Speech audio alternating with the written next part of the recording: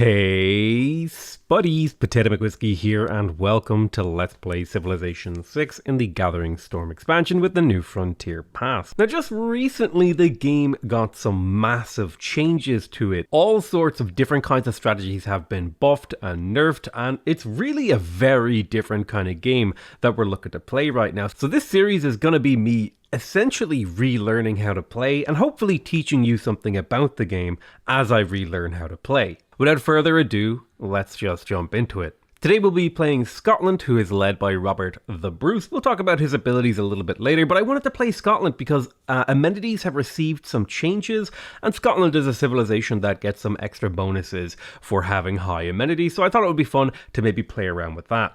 We'll of course be playing on deity difficulty, standard game speed, a Pangea map with a standard size 8-player map, normal resources, and we are actually going to make use of the select city-states here. I'm going to go through and make sure that I keep basically only only city-states that have things to do with amenities and science and production and things like that, because I think that's going to just make the game a little bit more interesting. While mostly keeping a lot of scientific city-states with a sprinkling of other more interesting ones like Grenada and Hong Kong, as well as Johannesburg.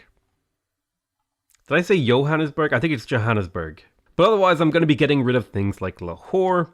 We'll be keeping Mitla because it's growth from campuses. And there's also a couple of just fun cultural city-states that I'm keeping, like Mohenjo-Daro and Nan Madol, because these are kind of cool if you spawn coastal and you want to grow a really tall civ. So there's 19 city-states to select from our pool, and we will be getting 12 of them in this game. I'm not going to do selection of natural wonders, otherwise I'm going to keep all settings standard. I will be playing in the Secret Societies mode because I want to try out the new Hermetic Order. They have received some very significant changes in the patch video. And if you want to go ahead and check out my patch review video, there will be a little button in the top right of this video that you can click on. Other than that though, let's get this bad boy on the road. Before I really talk about our start location, I think it's important to talk about the civ that we're playing.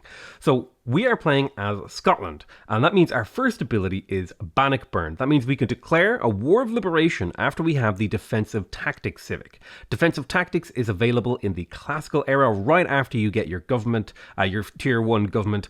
It gives you 100% production and +2 movement for the first 10 turns after declaring a war of liberation. So this is really important. We want to be taking advantage of that 100% production if we can. The War of Liberation, Casus Belli, I think it requires you to have an ally who has had a city be captured. I think it also applies to your friends as well. Now you get no warmonger penalties for declaring this war.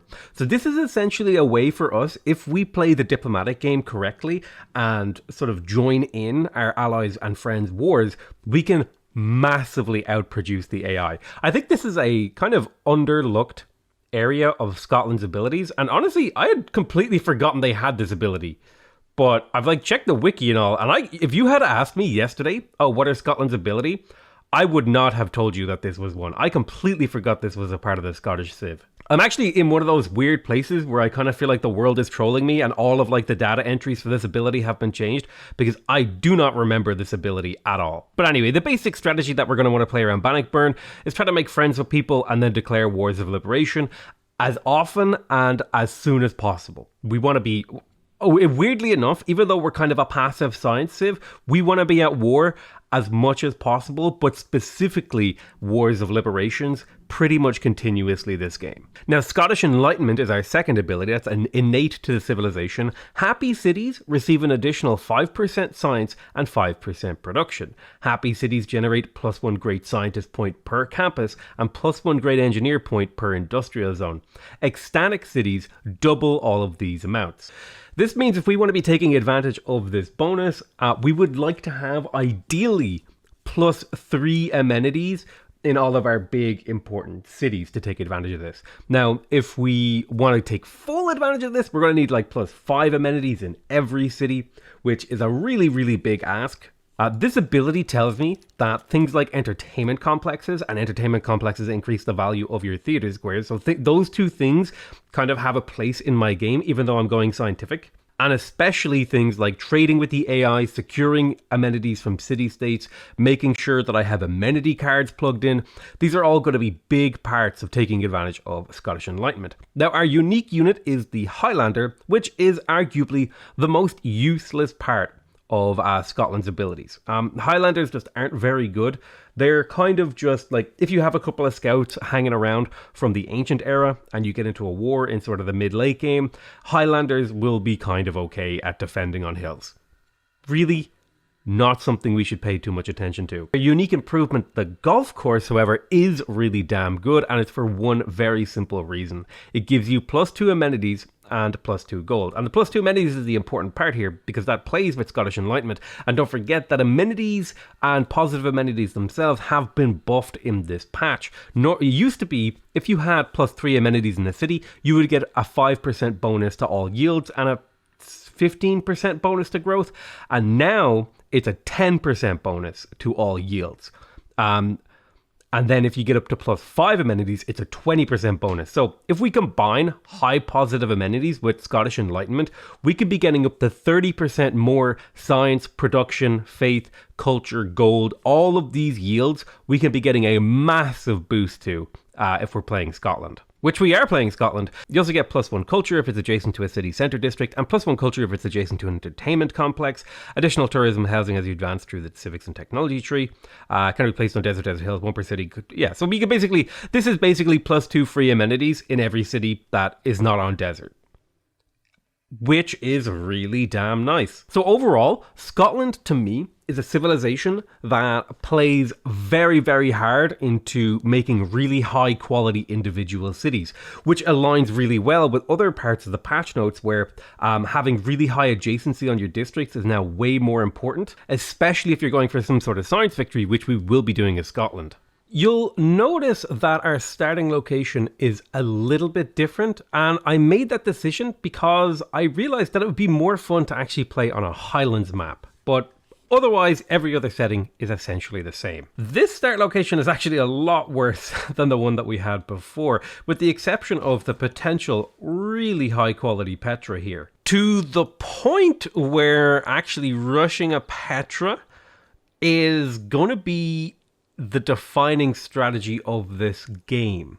Now the question is, do I want to, move to the left and rush a Petra in this city, i.e. my capital, or do I want to move this guy to the right a little bit and rush Petra in a different city? Because neither of these starting options are super amazing. I feel like if I were to move left, I would have really, really good production in the early game, be able to get a really, really fast and strong campus. This reef is actually a pretty nice thing. I'm almost tempted. Here's where I'm coming from. I think I might move my capital over to the cotton. That way I can take advantage of the citrus as well. And then maybe use a second city to settle over in this desert, because that's 1, 2, 3 tiles away. I could settle, for example, on this Plains Hill and have pretty damn good production in this area to build the Petra with. And I think that's what we're going to do. This is going to be an incredible Petra city. I definitely would like to maybe get a harbour in my capital city as well, because that'll give me extra housing. This is of course off of fresh water, so I need harbours to get the housing to be able to make this city actually grow to a reasonable level, because there's been a lot of changes in this patch, in particular to cards like, for example, rationalism, where you need to get 50%, you need to get 15 population to get the 50% boost, and you also need +4 adjacency on your campuses to get the other 50% boost. We did luckily spawn with a reef here, and that gives +2 adjacency to campuses. So if I were to do something like put a campus here with these 2 districts, including the city center, this would be a +3 campus. And then I would just need, for example, if I put my government plaza on this tile, I would be able to get this to a fairly easy +4. And then even a +5 if, for example, I decided to go for a diplomatic quarter here as well, which is kind of what I'm looking at in terms of how I'll build my capital city, which I think this is a reasonable setup for a capital city. And then this city over here could place a campus right here, and then that would instantly be +4 as well. So this is kind of, I think this is a pretty reasonable setup to begin with. So I'm going to step 1 tile to the right, and in fact, yep, I'm pretty happy with this move because there's a really good potential on these tiles to the east, and we'll be able to make a lot of use of it. Let's go ahead and settle down right here.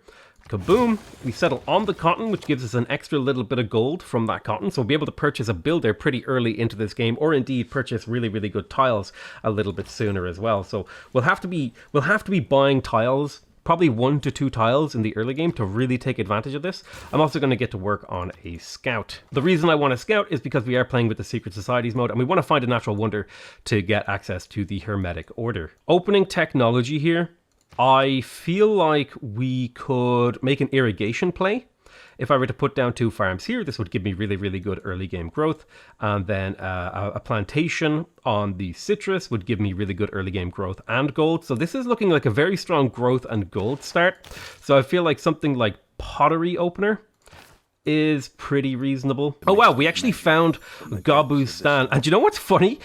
In that other save, I actually found Gobustan really early as well. So this is kind of like a really weird coincidence. But yeah, we're going to immediately adopt the Hermetic Order because wherever the ley lines are, that could potentially change how we place our districts. And we actually did find some ley lines. Now I'm going to do a search for ley lines. We found 2 ley lines. I'm not sure if settling on a city gets rid of a ley line. I would like to settle on the city. This might mess up my settling pattern a little bit, but that would mean that this campus is even higher adjacency. I do hope that you can settle cities on ley lines. I don't know if you can. We found another ley line over here and a tribal village. Very nice early game finds. Oh, another ley line. Oh, wow. There is an incredible campus on this tile at some point that I'd like to get my hands on. Let's grab this. That gave me a free recon unit. So getting a free recon unit is a pretty big deal. We also found Mohenjo-Daro. We were not the first to find Mohenjo-Daro. But the really nice thing about Mohenjo-Daro is that they give you full housing from water as if all your cities were next to a river. And that's really, really good because we're actually lacking a lot of fresh water in my capital region. So we will definitely want to make friends with Mohenjo-Daro. Their quest is for me to get a Eureka for irrigation, which kind of aligns with my plan to improve these farms. And because I found a scout, I might only need to hard build 1 scout, which is a really, really incredible start. There's Geneva as well. Geneva are a scientific city-state. We were the first to find them, so that +1 science is in there. And we get 15% science whenever we're not at war with a civilization. Now, I did talk about Scotland's bonuses, so it's very unlikely that we'll be able to take advantage of Geneva's bonuses for extended periods of times. But at the very least, in times where we're not at war, we'll be able to get a little bit of extra science out of Geneva. Right, so there is our second scout. We're going to be able to get really, really good early game map information, and our capital city is already 2 population. So I do feel like that getting an extra what do I force my city to work right here? I would like to get to 3 population. I could go for a really early builder, but that would just give me food and potentially an extra housing. I could go for the monument or a settler, or I could get a military unit, because if I go for the settler, it's a very long time without a military unit that can actually defend me. I think I'll go for the settler though, because I'd like to find out if I can settle on those ley lines. And we did find a barb camp, so that also makes me feel a little bit more secure in that decision. Well, we have really, really, really, really good lands for district adjacency right now. I need to make this scout go away, so I'm going to attack him and hopefully push him away. Now we have pottery, so we have an easy inroad into irrigation. I'm going to go ahead and pick up animal husbandry because potentially finding horses in this area would be nice for my production and food and stuff like that. I'm going to see if I can push this scout away from my city by using my sort of threat of all 3 of these units. I'm also going to attack this barb camp once. This barb camps have received a buff because spearmen are now a lot better against melee units. Clearing barb camps is quite a bit harder in the early game, to where you're going to have to attack and then heal. So they've definitely slowed down how easy it is to clear a barb camp. Trying to get a good surround on this guy. He's going to keep moving down and to the south. As long as I'm pushing him away from my city, and now I have him trapped, so now if he no matter where he moves, I'll be able to get zone of control on him and attack him, which is fantastic. So we have him fully zocked, and 1 attack here should put him low enough to be killed next turn once I plug in my Code of Laws +5 combat strength against Barbarians card, which we will do immediately. Discipline plus God King for the faith. And then we'll immediately attack and kill him. Oh, he actually survived. Ah, that's a little bit unfortunate. Well, let's go ahead, and I'd like to scout up this way as well. I want to find out more information. And now that we have animal husbandry, did we in fact find any horses? It looks like we did find one set of horses down here to the southeast. And now that the city is at its population maximum, I'm going to tell it to stop working so much food. Food is less important. And it's not avoiding food. Why are you working this tile when you should be working these tiles? I think that's a little bit better. Can I work this without starving? No. So I'll work 2 food, and yeah, that works out fine. So a little bit of extra production. Let's see, mining. Do I go for mining here? I feel like getting mining is just good early game. It gives you a lot of early game options. It opens up the tech tree. And I'm going to work on foreign trade. I will work on craftsmanship, but probably once I have a builder that I plan to purchase. Right, let's get this kill at long last. He is gone. I'm going to have to spend some time healing on my scout. Now that my warrior has the +5 combat strength against barbarians, he should be able to attack two more times, so 1 more after this, and then promote and then clear it. And we shouldn't have too much trouble, unless it like spawns, which would really, really suck. I would really not like it to spawn. All right, let's promote with battle cry. Now we'll be able to clear barb camps even easier. Let's keep scouting, because I would like to find tribal villages, and I'm okay if I lose one of my scouts here. In particular, this guy. Just because, you know, if I get a tribal village, I'll get a level on him, which means he's healed and safe. All right, now let's clear this barb camp. Kaboom! Military tradition advanced, and we got a little bit of gold. I could potentially purchase a builder next turn because I have enough gold and I have a really good gold gain early game. And also getting extra food on these tiles would be a big advantage. So I think I will go ahead and purchase a builder, and that'll also push me towards picking up irrigation here. I feel like I've been pushing a lot harder early game to get builders. And I think it's been a big upgrade for my game. We did find the Void Singers. You no longer get the government title from finding secret societies beyond the first, but that's fine. Let's go ahead and pick up Ranger here for the heal. And plus there's a lot of woods around here that we'll have to move through carefully. All right, mining is completed. And we have our builder. Let's place some farms here. That +1 food is a relatively big deal. Let's tell the city to stop avoiding food now that we have built that settler. And we will opt for, I think that's fine for this turn. We want the city to grow pretty quick. This settler, I have a lot of options. So my question is here for myself, essentially, do I want to settle a really, really strong second city, or do I want to get an early Petra city on the go? And I feel like I would be far better served with how open my terrain is by gambling on a better second city. If I could, for example, settle around here, I would have to think about how I'm going to get adjacency on a campus down here. There is a geothermal fissure, so potentially there's 2 good campus locations in that both of these have +3 adjacency innately. But I also want to be near all this high food, high production terrain. So maybe I would be better off settling around here, maybe? That's a tough one. It's a really, really tough one.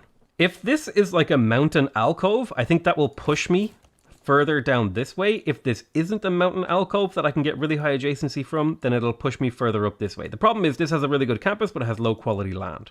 There's not quite as much production and stuff as there is down here. Now, I think my move is, am I going for another settler, or am I going for some kind of other infrastructure? I feel like it would be good to get another military unit this early into the game. For example, a slinger. Those are really, really good in the early game because they can advance to archers, which are really good defensive units. I don't think I need another builder.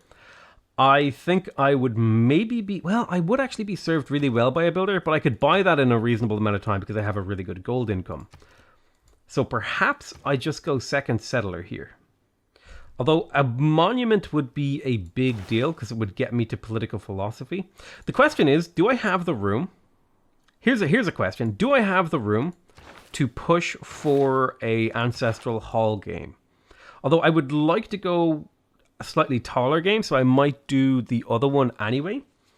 However, getting a monument early would get me my governor titles that little bit quicker. The granary might also be useful to sort of keep expanding the population in here. Geneva wants me to trigger craftsmanship, which I will be doing once I have irrigation.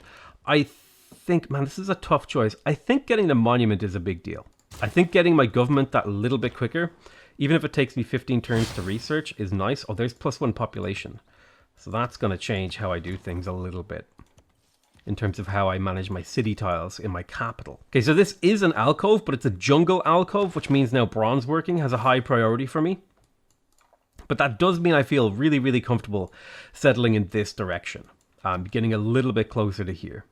So what we'll do is kind of keep moving in that direction. I need to kind of pick exactly where I settle.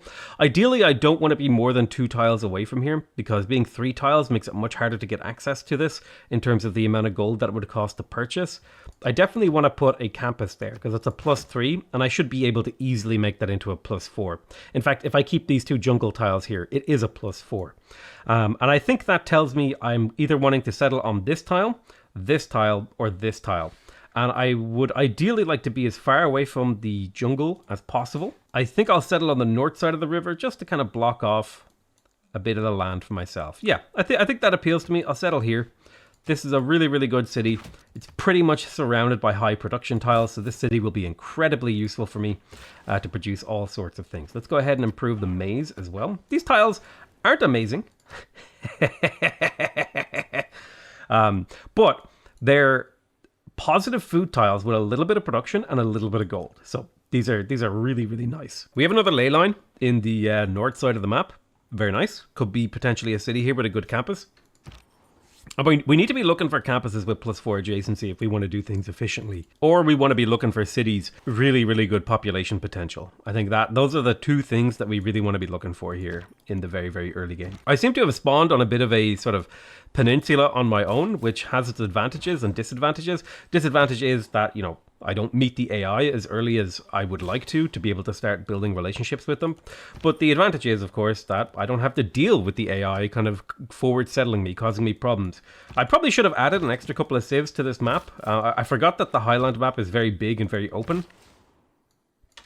But, you know, the nice thing is it will give me a bit of time to kind of figure out, okay, how do you actually like manage these changes? So I'm just going to wait here for the 2 turns to improve this. Am I close to finding another continent? I think I'm going to switch over to craftsmanship here in the hope that I find another continent. Let's settle right there. Kaboom, done. We definitely want the campus there. What am I going to do in this city? I think this city's goal is to maybe just build general infrastructure and then spam builders and settlers until I hit the right population level. My question here is, what are my other districts in this city? It's not coastal, so a harbor doesn't make sense. So I feel like this is going to be a commercial hub city. I have 2 quarries here that potentially suggest an industrial zone nearby.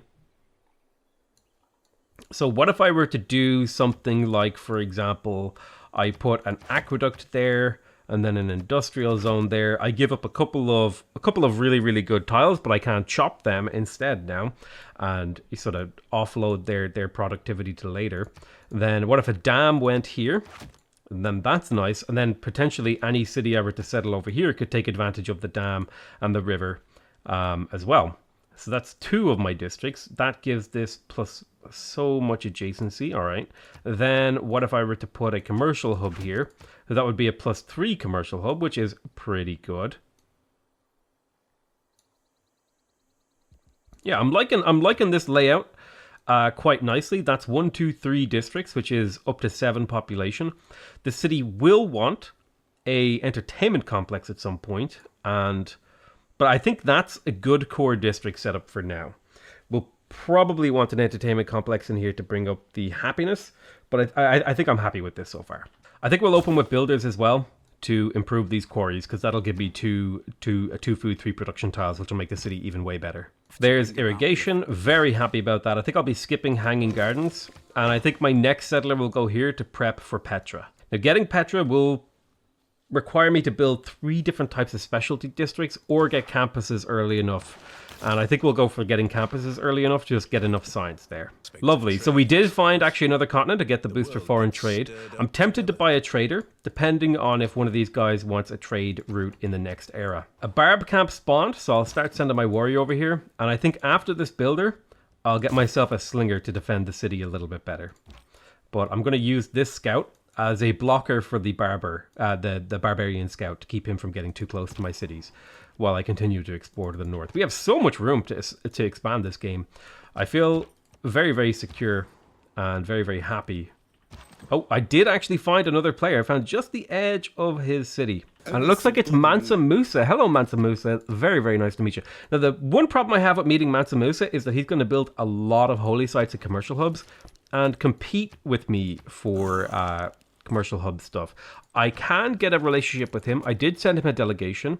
He's making way more science and culture than me because, of course, it's a deity and the AI gets massive advantages. My question is, how much would he pay me for my cotton and my citrus? Pretty good, actually. Now, I do have enough amenities, so I could probably sell one of those safely before I get another amenity. And I don't see... Yeah, I would have to wait until I have silk, which would be quite a while because the city would need to grow to an adjacent tile, and then I would have to buy it. So I'll tell you what I'll do is I'll sell him my citrus. Or does he pay more for cotton, is my question. Now, he pays about the same for both, so I'll sell him my citrus, pick up 5 gold per turn from him. That 5 gold per turn I'll use to boost my economy and get more builders and stuff like that. Monument completed in sterling, so the borders will expand a little bit quicker. I don't think... Yeah, I think this is fine. I could buy this tile, and that would be 60 gold to get another 3 production in this city when I'm at my pop limit anyway, so working the citrus doesn't make a huge amount of sense, so that just gets me a little bit more production in here. Then I think I go for more settlers here. Yeah, I think that's reasonable. Lovely. There's writing as well, and we haven't got our pantheon yet, so I'm not going to switch away, but I do have the culture now to work towards early empire, and we'll soon have 6 population, which will boost that. I'll probably go like settler and then build my campus, and I think that's the plan. So I'll get that campus placed because I'm not working that tile, so that we can start producing a bit more science early into the game. I would like to pick up currency because that's on the way to mathematics. I would ideally like to get a trade route on the way there. And I think what I'll do is I'll start researching currency and then purchase my trade route using gold. Yep. Kind of, you know, I'm starting to pull together a game plan, and it's starting to feel pretty nice. Somebody built the pyramids, which really, really sucks. Kind of was hoping to maybe get the pyramids this game, but the AI now prioritizes pyramids to a massive, massive degree, which makes me sad. Makes me very, very sad, because it's kind of hard to rush the pyramids. It's kind of an awkward way. You have to like have a quarry, and you have to have chops and Magnus and all this sort of stuff, and it's hard to do before turn 37, you know what I'm saying? Okay, now I had a plan with my gold, and I have completely forgotten it. Oh god, what was I going to purchase with my gold? Oh no! A trader, that's right, I was going to buy a trader. And I can buy it next turn. Lovely. Builder in Edinburgh is done, so we can get the quarries online. Let's buy that trader now. And I think I'll probably trade with like Geneva. It's a fairly safe trade route. I have a scout in the area that can defend it from barbs. Quarry online, there's the boost from masonry. We want to be getting as many boosts as possible. I'll lock that tile in too. And thankfully, because my warrior has a promotion and the barbarian battle card in, I'll be able to deal with this quite easily. So if I trade with Geneva, I'll get 3 gold and 1 science. That's really nice. So I'm going to go ahead and do that. That'll give me the boost for currency, so I can start laying down my commercial hubs a little bit earlier. I do need to pick up celestial navigation and bronze working. I think I'm going to get to work on bronze working now because I'm about to get a couple of kills on barbs, which should boost it up to where I need it to be. I think I only need 1 more kill, and then I'm good to go. Right, there's early empire. We will be making use of that, but first I want to kill here. There's bronze working, perfect. So we'll get that in 6 turns. I'll heal for a turn here. I'll choose my civic. I would really like Oracle actually in my capital. Getting an Oracle in here would be damn nice, because it would give me a ton of extra great people points. My question is though, Oracle is pretty competitive from the AI. I also need to pick a pantheon. Man, this is like a really hard decision point. I have so many like branching decisions. I could go for Earth Goddess. I don't think my appeal is super high in my terrain. It would be in Edinburgh, but that's going to get worse as I place down more mines and chop out these woods. So Earth Goddess isn't great. I don't really need that much faith generation. Divine Spark feels really, really nice for Scotland. for that extra great people point on libraries. But then again, we could also go for something a little bit more unorthodox, like camp production or culture from pastures or culture from plantations. We do have a reasonable amount of plantations in our territory. We have 1, 2, 3, 4, 5, 6. Yeah, that's a 7 potentially, maybe 8 or so. We could probably get somewhere in the region of 10 culture out of plantation culture. I'm really leaning also towards Lady of Reeds and Marshes because I have a very nice set of marshes over here. The only downside of that is they would be 3 food 2 production tiles, so they're essentially really like hyper plains farms. But I don't have a whole lot of other desert floodplains. I have an oasis here. I have like 2 oases. Is Lady of the Reeds and Marshes the move here? Let's do a search for marsh real quick to see just how much we would get out of that. So like in our immediate area, we'd probably get about 10 production out of that pantheon and make this city that's going to be settled near here or potentially even near here quite a bit better. Harvesting marsh though has become a lot more valuable because you can harvest the marsh and then get really high population early, which would allow rationalism to shine. So yeah, we also have 2 oases, and that would really help out the cities that are going to be settled in this desert area. Yeah, I'm tempted by Lady of the Reeds and Marsh. That's definitely. I think I'll take Reeds and Marsh. Sure, let's do it. Lady of the Reeds and Marsh. And if I'm going to be doing that, yeah, I don't think. No. I don't think buying those tiles makes sense here because they're not as good as these ones. Yeah, no, that's fine. Because I don't need that city to grow right now. I totally forgot to change my government last turn because there was so much happening. I do feel like urban planning is good here because the +1 production. The question is, yeah, I think urban planning is the right move because I'm not building settlers here. I would probably be building settlers in Edinburgh though, until I get the encampment. So maybe I'll tell you what I'll do. I'll plug in urban planning and get my really early districts. And then I will, and then I'll go for double settlers. I'm really hoping that I can settle on ley lines and it doesn't like remove them. I hope they count as like a resource and not a feature. Well, we'll find out. I can still get this to a high adjacency. It's just, I would really like it to not. Oh, goodness. So this slinger needs to head to the northwest now to help fight off this. So I think, can I squeeze in another unit in 5 turns? Yeah, I'll get another warrior. And then that'll line up with me wanting to build my campus in here as well. Because I'll have bronze working finished. Very nice. I have a build charge sitting around. Let's see. Don't know what I'll do with this build charge immediately. Maybe I could pop a mine down up here, give the city +1 production, help it get its like granary online. Okay, so I have been spotted by this scout, which really sucks.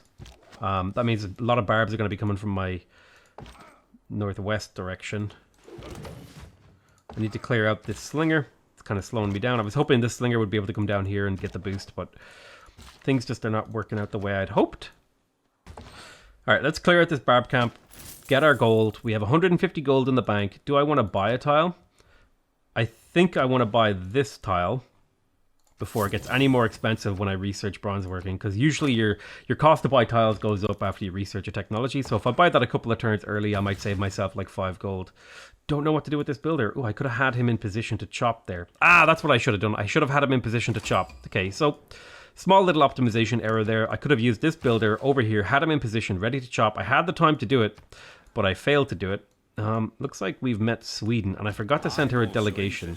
We have bronze working. Let's see, it's only 16 production and 16 food for chopping a jungle, so I think I'm okay with slapping my campus directly down on top of it and getting that campus done.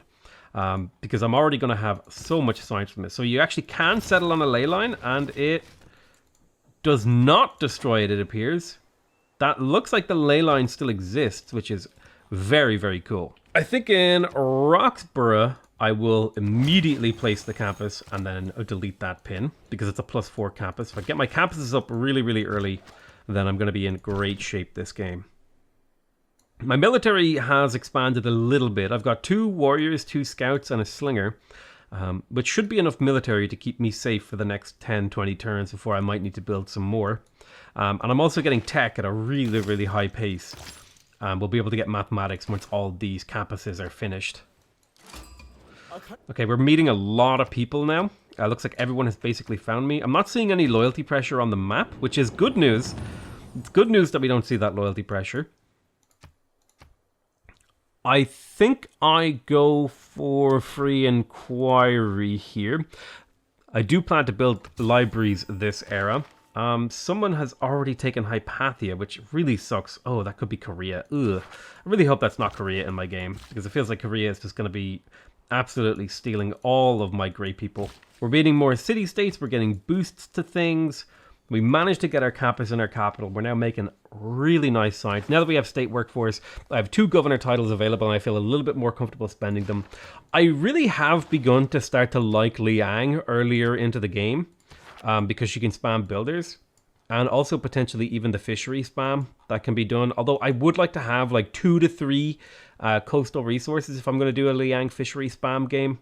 So maybe I'll do her over here in one of these cities, for example. I feel like there's a nice coastal city here.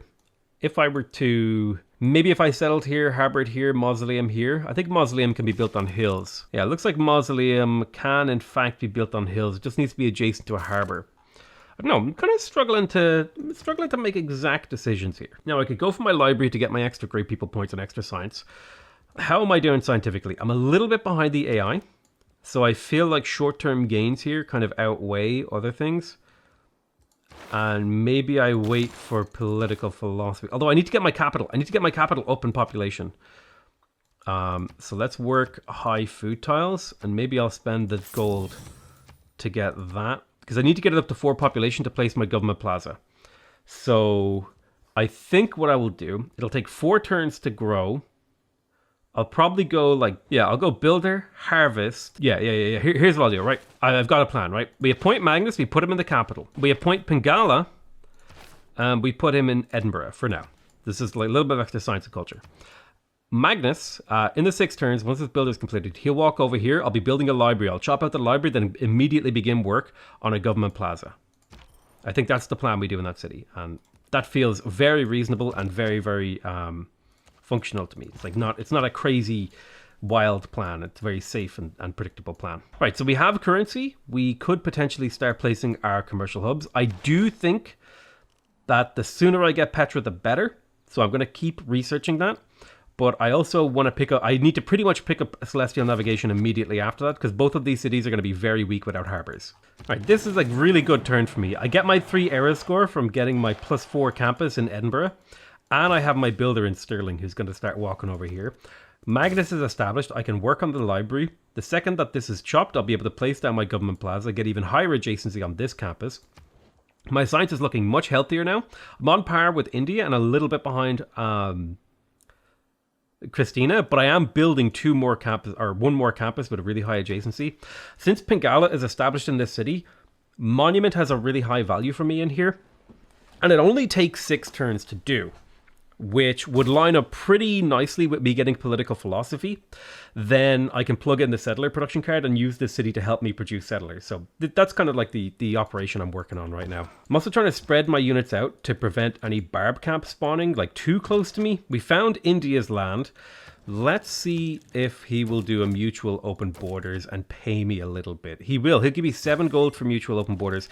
He's going to start doing mutuals with the AI.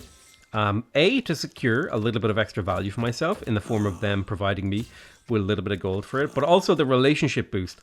I do want to be friends with someone this game. And then I want them to go to war with people. or rather, I want people to go to war with them.